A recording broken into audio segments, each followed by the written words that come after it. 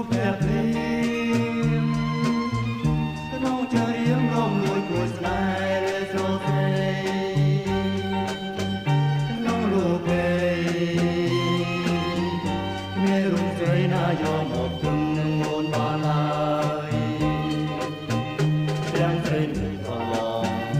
ចង់មកប្រាណូនមកគៀកៅវាស្នាមមានបានជួបបងហើយរងើយដល់ណាសូមមេសាចង់ដល់សាណាឆ្នាំចិត្ត